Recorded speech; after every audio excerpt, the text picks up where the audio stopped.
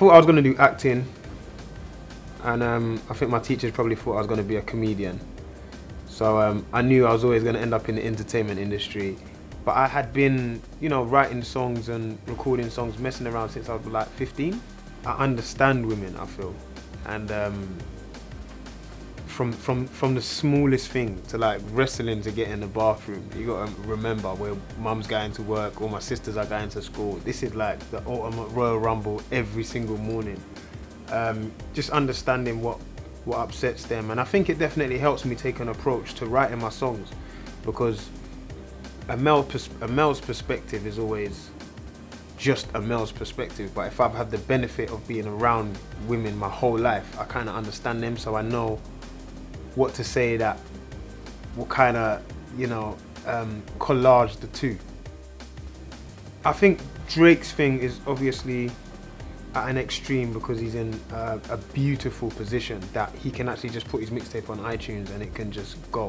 Do you know what I mean? And I think for up and coming rappers, I would advise you kind of just give it out to get out there, because it's like people don't like spending money on what they're not sure on. And I think nowadays people don't like spending money on music at all.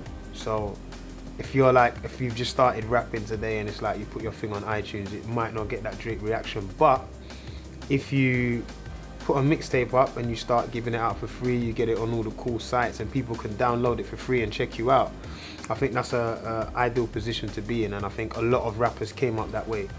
I've always been someone, you know, growing up in an estate where I've seen a lot of bad things happen and been around a lot of bad stuff. I think I've always had different views on it, and I think sometimes it's just the benefit of being open-minded. So I feel like if I'm commentating on the society I grew up in, sorry, I should always make sure that I have a positive outlook. Like, negative things can happen, but we have to take something positive from it, or we have to learn from it at least. I'd say probably Jay-Z, Bob Marley, and Chris Martin. I say they're very different, but I respect their genius and their gangster in many different forms. It's hard to pick three because I would also like to say Kanye West as well. But yeah, you know, just watching Bob Marley touch so many people, it's incredible for me to know that our artist had died before I was born. But I'm 30 now and I feel like I've known this guy all my life and I've always connected with him, but we've never been alive at the same time, and I think that's phenomenal.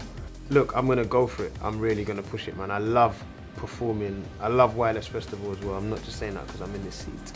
And the beautiful thing about that is I believe I might be able to see my mum's house from the stage.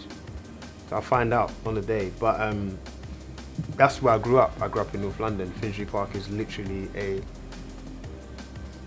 10-minute walk or a 6-minute fast run away from my mum's house from where I grew up. So it's gonna have a lot of nostalgia. I've been going past there on the bus and I've seen people having massive concerts in there, and I'm always wondering, will I ever get to perform in there as a kid? And I do now, so yeah.